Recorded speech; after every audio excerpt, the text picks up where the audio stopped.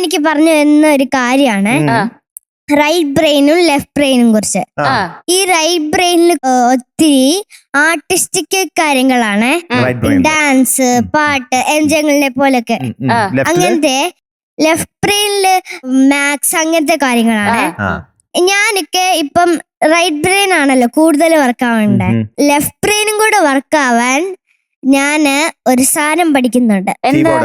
Keyboard അല്ല, maths പഠിക്കുന്നുണ്ടോ?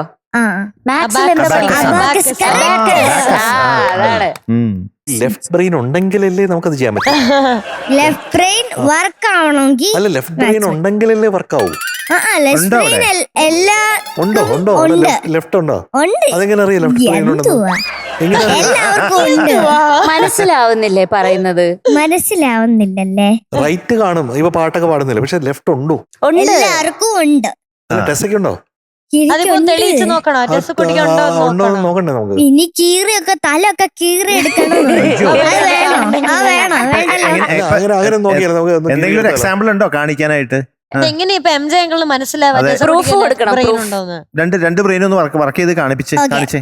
എന്നാ ഇവിടെ ക്വസ്റ്റ്യൻ ഇവിടെ ഇടും, അതിന് ഞാൻ ആൻസർ പെട്ടെന്ന് പറയും. ഓക്കെ ശരി.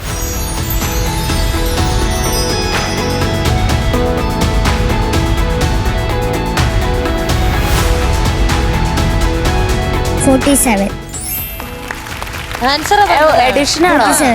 ഓക്കെ ശരി. എം ജെ അങ്കിൾ കണ്ടാണേ വർക്ക് ആവുന്നത് ഇതൊക്കെ.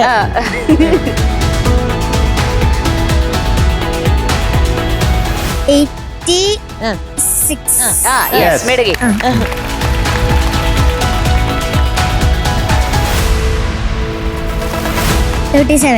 മിടുക്കി. എനിക്കൊരു കാര്യം മനസ്സിലായി. അല്ല, വർക്ക് ആവുന്നുണ്ട്. ലെഫ്റ്റ് ബ്രെയിൻ ഉണ്ട്, പക്ഷെ റൈറ്റ് ബ്രെയിൻ ഉണ്ടോ? അയ്യോ, അതേ ഉള്ളൂ. Very creative. റൈറ്റ് ആണ് കൂടുതലുള്ളത്. ആണോ? ലെഫ്റ്റ് ഇപ്പൊ ഉണ്ടായി തുടങ്ങി അല്ലേ? ഉണ്ടായി തുടങ്ങി. അതെ, അബാക്കസ് പഠിക്കുന്നുണ്ട്, പഠിക്കാൻ തുടങ്ങി.